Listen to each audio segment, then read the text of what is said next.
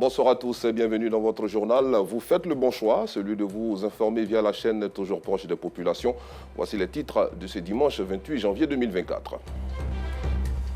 Le dossier de la rédaction de RTI2 s'intéresse ce soir à l'implication de la RTI dans la réussite de la CAN 2023.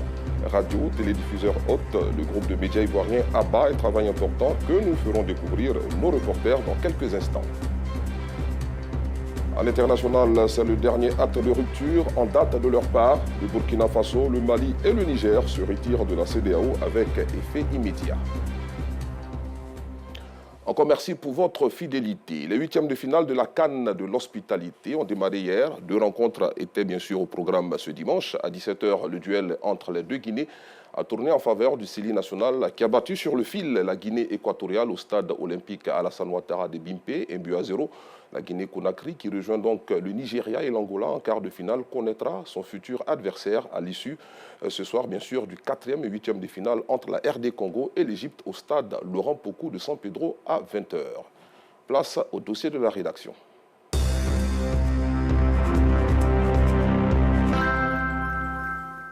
La rubrique s'intéresse ce soir à l'implication de la RTI dans la réussite de la CAN 2023. Le groupe de médias ivoiriens s'est mobilisé pour le succès de cette compétition africaine. La RTI a le privilège de diffuser en direct tous les matchs de la CAN de l'hospitalité sur ses différents canaux.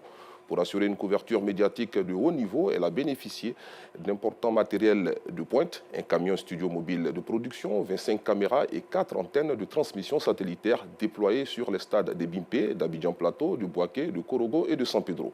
Nos reporters Ansita Diarra, Aïcha Guiri et Kader Bachil ont sillonné les différents sites du groupe à forte mobilisation pour voir le travail de qualité abattu. Depuis décembre 2023, responsable et agent de la radio-télévision ivoirienne RTI est à la tâche pour le démarrage de la Coupe d'Afrique des Nations 2023 CAN de l'hospitalité. Toutes les dispositions avaient été prises par la Maison Bleue pour la réussite de cette fête footballistique. Pour renforcer le matériel technique, la RTI a fait recours à 8 vidéocars pour la retransmission en direct des différents matchs. En tant que télédiffuseur hôte, plusieurs moyens ont été déployés pour répondre aux attentes des téléspectateurs. Moins d'une semaine avant le démarrage de la CAN, les agents de la RTI se sont déployés dans les stades retenus pour la compétition en vue de tester le matériel. Et quand arrive le grand jour, précisément le 13 janvier, date de l'ouverture et de la première rencontre, c'est avec brio et satisfaction que la télévision nationale a présenté la cérémonie d'ouverture qui s'est tenue au stade Alassane Ouattara de Bimpe, dans la commune d'Anyama.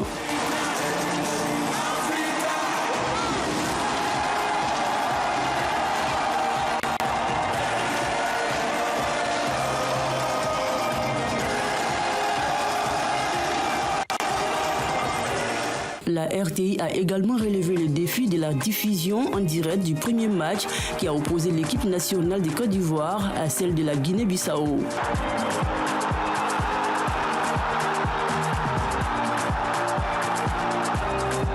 Depuis le 13 janvier, donc, les contenus des programmes ont pris les couleurs de la CAN et plusieurs nouvelles émissions relatives à cette messe du football africain ont vu le jour. Émissions et nouveaux programmes qui d'ailleurs ont changé les habitudes des journalistes, reporters et présentateurs. C'est le cas de Samuel Metch, journaliste sportif, en plein plateau avec ses consultants et des supporters. Il a désormais un nouveau emploi du temps. Il faut, selon lui, tout mettre en œuvre pour satisfaire les attentes des Ivoiriens. On vit le match pleinement chaque jour avec les populations et les téléspectateurs qui nous font confiance. Il y a donc de l'intensité, il y a un peu de frayeur. Quand la Côte d'Ivoire joue, normalement, on est un peu partagé entre le côté professionnel et le volet supporter.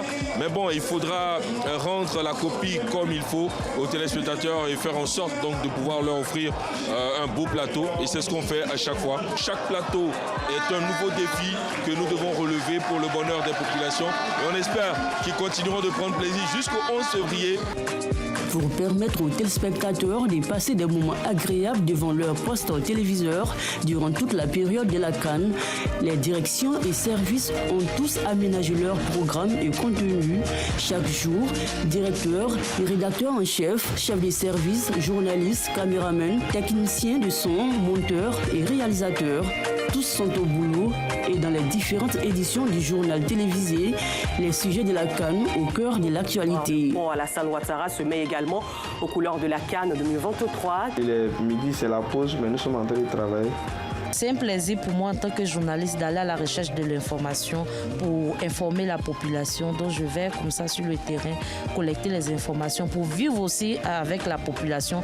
La pression commence à monter à partir de nous les techniciens parce que j'ai fait au moins 3 CAN mondiales, donc je sais ce que c'est. Surtout quand ton pays joue, hein, c'est pas du tout facile. Tout comme à RTI Cocody, à Marcory, précisément à la 3, monteurs, commentateurs et maquilleuses s'activent avant chaque début de match. Et pendant que cette équipe se prépare, celle-ci a encore en mémoire le match Côte d'Ivoire-Nigeria, d'où cette petite dispute. C'est pas vérifié aussi, c'est dans cette équipe de Côte d'Ivoire, on n'avait pas le même caractère que les athlètes de Côte d'Ivoire. On s'apprête pour aller au match, donner le meilleur de nous-mêmes, puisque la CAN c'est chez nous. Il faut donner le meilleur de soi-même pour faire un bon travail, plaisant aux téléspectateurs et à tous ceux qui adorent le football. Donc on s'y met à fond. À la 3, les agents de la RTI sont au travail, mais c'est aussi le cas pour ceux de la Radio Côte d'Ivoire dans la commune du Plateau. Ils sont à pied d'œuvre pour relever tous les challenges de la retransmission des différents matchs en direct. Le Sénégal n'a pas envie de lâcher. On l'a encore senti hier dans ce match formidable qu'ils ont livré face au Cameroun. Pour mener à bien la mission, à elle confiée, la direction des radios Côte d'Ivoire a même fait appel à des anciens de la maison. Je suis un pur produit de la maison RTI. Lorsque la RTI nous a demandé de la rejoindre pour la 34e édition de la Coupe d'Afrique des Nations avec Jean-Louis Farah Touré, Brooke Onambertin, Rachngé Sankwasi, nous n'avons pas hésité à venir. Alors ce coup-ci, j'assure quelques passages en studio, pour les studios de la CAN bien sûr, et la retransmission de quelques rencontres. Nous, en tant que consultants, d'apporter un éclairage et d'expliquer un peu comment on voit, comment on vit les matchs, d'essayer d'éclairer tous ces auditeurs qui écoutent la radio. Pendant cette grande opération de la CAN 2023, il s'agit un peu de coordonner tout ce qui est tâche au niveau de la radio, partant donc de la réalisation des reportages, de la programmation d'antenne et puis surtout le suivi également des éléments à l'antenne. Toujours au plateau, à la radio Fréquence 2, Patricia Quadio et ses invités s'entretiennent à travers l'humour sur les différents matchs dans l'émission Carrefour Week-end. Des nations. D'accord. Le Gabon, on espère. Ça te fait mal Aujourd'hui, dans l'émission, on a plutôt parlé de l'ouverture de la CAN, des éléphants de Côte d'Ivoire, la probabilité qu'ils puissent passer au 2e tour. On a parlé de la carrière de l'ex-international ivoirien Thierry Joël. C'est une obligation pour la RTI de produire des contenus pour que tous ceux qui n'ont pas la possibilité d'aller vers les stades réalisent les ambiances des stades, tout ce qui se fait autour et les commentaires qui vont avec. Comme Carrefour Week-end, plusieurs autres émissions ont vu le jour. Chaque fois que la Côte d'Ivoire dispute un match, on a le plateau de la CAN ici présenté par Eli Loussouko. Alors lors de ce plateau, l'on reçoit des internationaux. Il y a eu Yeo Martial, l'entraîneur qui a fait gagner donc la Côte d'Ivoire en 1992. Nous avons aussi le plateau de la CAN. Chaque fois que la Côte d'Ivoire dispute un match présenté par Eli Loussouko, on a des personnes qui ont marqué le football ivoirien. Pour moi, c'est une fierté de traiter de tout ce qui concerne la CAN. Pour galvaniser et motiver l'ensemble des agents sur le terrain, le directeur général, accompagné de ses plus proches collaborateurs, a rendu visite au personnel de la RTI présent à Korogo. Fousseni Dambélé les a encouragés et félicités pour la qualité du service. Issus des différents services, ces agents de la Maison Bleue saluent cette initiative de leur premier responsable. Nous nous sentons rassurés de savoir que le premier responsable de notre entreprise s'inquiète déjà pour nous. Nous sommes rassurés et nous aussi à notre tour, nous voulons le rassurer qu'on va donner le meilleur de nous pour que tout puisse bien se passer. Ce genre de visite, ça booste. Ça booste parce que Korogo, de tous les 6 sites, je veux dire que la RTI couvre en tant que RTDH, c'est la base de la RTI où on a l'ensemble des équipes de la RTI. L'occasion était également belle pour le directeur général de la RTI de passer en revue les différentes installations techniques, le cas régi de la production, la transmission, mais aussi visiter le service médical. Un bon capitaine, Fosseni Dambélé montre ainsi le chemin à son équipe. Nous avons des déploiements sur l'ensemble des stades, mais le gros de la troupe est ici à Goro. C'est très important de venir voir un peu le dispositif mis en place, voir un peu l'organisation également mise en place, échanger avec les équipes, nous assurer que tout se passe bien. Ce que le président de la République, son Excellence Alassane Ouattara, a dit se déroule effectivement sur le terrain. Nous avons des infrastructures de très haut niveau. Nous avons une organisation parfaitement exécutée. Tout est fait pour que tout se passe dans les meilleures conditions et tout se passe selon les standards voulus par la CAF, qui sont les standards internationaux. S'il est vrai que le directeur général de la RTI se réjouit de la prestation de ses collaborateurs, qu'en est-il des populations? La RTI s'est implantée vraiment dans tout ce qui est organisation et tout le reste. Je trouve que voilà, ils ont fait beaucoup d'efforts et ouais, je leur tire mon chapeau. La RTI a fait un déploiement parfait. D'abord la beauté du plateau, la qualité des consultants et la richesse des contenus. Nous ne pouvons que saluer cela qui a été possible grâce au management et au leadership de votre directeur général et nous l'encourageons à faire davantage. Cette année, on se rend compte que la RTI a mis quand même du paquet et cela rentre dans le cadre aussi des exigences du point 4 des 17 objectifs du développement durable. Alors je voudrais sincèrement encourager la RTI et les remercier pour ce beau cadeau. Après le succès de la retransmission en direct des premiers matchs, la radio-télévision ivoirienne est décidée à assumer son statut de leader et de télédiffuseur hôte. Ce jour, jusqu'au 11 février 2024, date de la finale de cette 34e édition de la Coupe d'Afrique des Nations qui se joue en terre éburnie.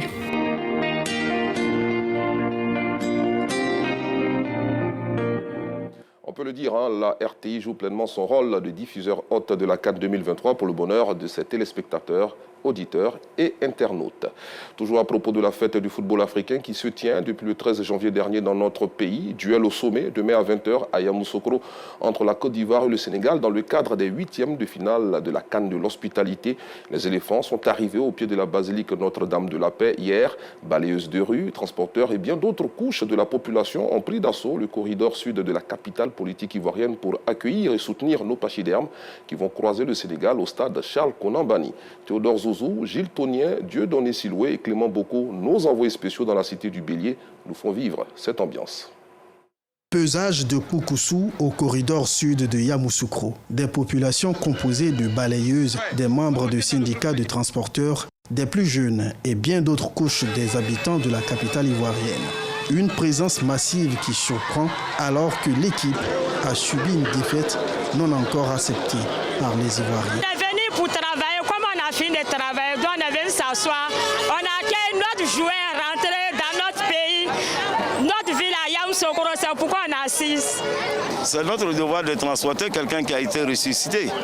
Puisque chez nous, d'abord, Yamoussoukro est une ville du père fondateur. Et lorsque les éléphants jouent chaque fois à Yamoussoukro, ça a été toujours une victoire.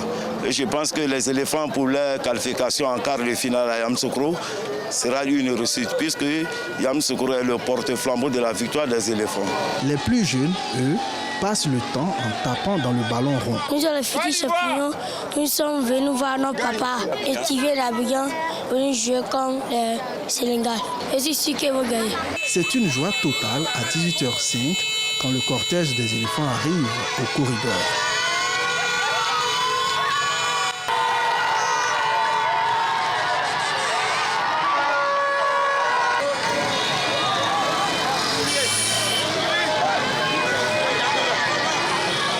Dans ce tintamarre, le cortège a pris la direction du lieu d'hébergement des éléphants. Les Ivoiriens ne connaissent pas le découragement. Il faut les encourager. Voilà, on n'est pas tombé, Dieu merci, on remercie le bon Dieu. Si Dieu a fait pour lui, c'est à nous autres de les encourager. Et on sait qu'on passe. À Yamoussoukro, tous sont mobilisés pour une victoire des éléphants contre le Sénégal ce lundi à 20h. stade, les Ivoiriens sont tous debout derrière leur équipe nationale pour la pousser à la victoire. Restons avec nos envoyés spéciaux à Yamoussoukro qui ont recueilli l'appel à la mobilisation et à un climat apaisé avant, pendant et après la confrontation Sénégal-Côte d'Ivoire lancée par le ministre d'État, ministre de l'Agriculture et du Développement rural, Kobina Kwasi Adjoumani. Le 11 national est arrivé hier aux environs de 18h à Yamoussoukro, capitale de la Côte d'Ivoire. Un accueil chaleureux a été réservé aux éléphants, contrairement à toutes les spéculations. Le ministre d'État, Kobina Kwasi Adjoumani, est déjà sur place à Yamoussoukro pour supporter l'équipe nationale. L'appel à la mobilisation. Je demande aux supporters ivoiriens de venir très nombreux parce que il semble que les Sénégalais avaient déjà pris tous les tickets. Donc on va être envahis sur le terrain. Mais nous demandons aux Ivoiriens de venir, même aux abords du terrain, pour encourager les joueurs et les faire gagner. Vu l'enjeu de la confrontation Sénégal-Côte d'Ivoire des huitièmes de finale, le ministre appelle à l'apaisement. Nos joueurs nous ont qualifiés en huitièmes de finale. C'est le résultat de leurs efforts. Quel que soit le résultat aujourd'hui, il ne faudrait pas que les supporters cassent les bus. Ces bus-là, le président les a acquis pour la Côte d'Ivoire. Après la CAN, la vie va continuer. Il n'a jamais dit, bon, moi, je suis découragé. Parce qu'il est notre premier capitaine. S'il est découragé, plus rien ne va exister. Et donc, lui, il a trouvé des mots d'apaisement pour encourager les uns les autres. Il faut que chacun imite le président de la République. Au-delà de cette rencontre, les huitièmes de finale de ce lundi 29 janvier, le Sénégal et la Côte d'Ivoire demeurent deux pays frères. Et puis le Nigeria a obtenu hier son ticket pour les quarts de finale de la Coupe d'Afrique des Nations face au Cameroun. Les Super Eagles ont battu les Lions indomptables par le score de 2-0 au stade Félix Houphouët-Boigny. Dans quelle ambiance s'est déroulé ce match? Réponse à cette question avec nos reporters Nou Sangaré, Kader Bachil et Stéphane Assouan. Le stade Félix Houphouët-Boigny d'Abidjan, ce samedi 27 janvier, plein à craquer. Nous assistons à la deuxième rencontre des huitièmes de finale où les Super Eagles du Nigeria affrontent les Lions indomptables du Cameroun. Cette rencontre est celle des deuxièmes des poules. Il s'agit des poules A et C. Une chose est sûre, l'une de ces grandes nations de football doit quitter la compétition. Il est 20h, de part et d'autre, les supporters crient, applaudissent et chantent pour pousser leur équipe à la victoire. Je suis parti du Cameroun pour supporter les Lions, pour ramener le trophée au pays. Nous, c'est jusqu'à la 90e minute. On croit toujours aux Lions. Et je suis sûr qu'on va gagner. Moi, je pense que le match a fini 3-0 minimum. Parce que c'est le Nigeria quand même. On doit s'imposer largement pour montrer que la coupe va au Nigeria bientôt. À la 36e minute, l'international nigérien qui évolue au poste d'attaquant à l'Atlanta Bergame, Ademola Lookman, ouvre le score. Non, ça c'est fini. Attends, il y a une vieille main devant nous, son cœur tremble. Elle connaît, hein? Vous voyez, elle ne peut pas parler. Elle ne peut pas. Je peux changer l'accent. Je change l'accent pour eux. S'ils veulent comprendre, c'est compliqué. C'est compliqué. La tristesse commence à se faire sentir sur le visage de ces supporters camerounais. On s'encourage tout de même. Je suis convaincu que la situation sera renversée. Vivons seulement tout à l'heure, on va fêter ensemble. C'est le continent, jusqu'à la dernière minute, j'ai espoir. Tant que le match n'est pas fini, je ne perds pas espoir. C'est le continent. Tant que le match n'est pas fini. Les Super Eagles du Nigeria, qui mènent par 1-0, ont aussi le soutien des autres communautés. On est venu supporter le Nigeria. J'ai habité au Nigeria pendant 10 ans. Donc c'est comme un pays aussi pour mon pays aussi pour moi. J'aime le foot naturellement. Je suis là aussi pour soutenir le Nigeria, franchement.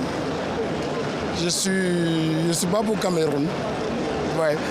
C'est naturel, hein? Chacun est libre de choisir ce qu'il veut. Hein? Mais franchement, moi, mon équipe actuelle, c'est le Nigeria. Changement de décor. Nous sommes au village Kane, Nigeria, situé en plein cœur de l'université Félix Houphouët-Boigny de Cocody. À la fin du temps réglementaire, le même Lookman enlève tous les espoirs du Cameroun en inscrivant le deuxième but du Nigeria.